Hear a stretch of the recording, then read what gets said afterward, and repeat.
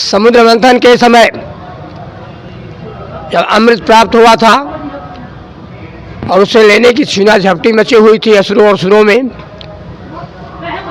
तो असुर वह कुंभ लेकर के घड़ा भाग निकले थे, चूँकि उसका पान नहीं कर पाए। तो जहाँ जहाँ वो गिरा वहाँ ऐसे स्थानों पर कुंभ और महाकुंभ लगता है। प्रयागराज, उज्जैन,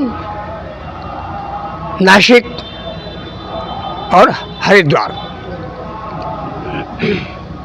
प्रयागराज में प्रतिवर्ष माघ मेला लगता है।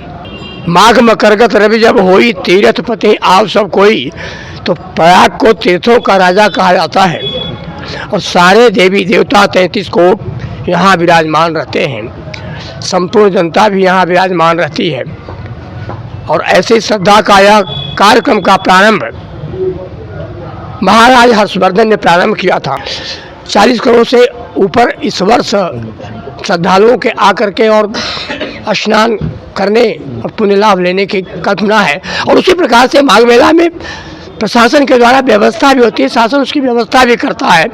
ऋषि संविधान के द्वारा हमारे क्रांति महाराज के द्वारा आयोजित प्रायोजित जो धर्म संसद का कार्य हो रहा है, उसे हम अपनी वो अर्वाचीन व्यवस्था, जिसके कारण हम विश्व गुरु कहे जाते थे, आज भी विश्व गुरु है ऐसा नहीं है, लेकिन जो कुछ क्षरण हुआ है वह फिर से प्राप्त हो, उसका भरण पोषण हो, इसलिए इसी संविधान के माध्यम से हम उस कार्य को आगे बढ़ाने की कल्पना लेकर के ये धर्म संसद कर रहे हैं और उसी कार्यक्रम का आज उद्घाटन परशुराम। ये सौभाग्य की बात है हमारे लिए कि ऐसे शुभ मुहूर्त में ऋषि परंपरा के पुनरुद्धार के लिए साधु संतों ने मिलकर के जो ऋषि संविधान प्रस्तुत किया है वो अभी उद्घाटन हुआ है। आज से लोकार्पण कार्यक्रम 1 माह तक का ये कार्यक्रम चलेगा और इस कार्यक्रम में हम सब एकत्रित होकर के संकल्प ले रहे हैं। इस कुंभ में 1 माह के अंदर जितने भी संतों से हमारा संपर्क होगा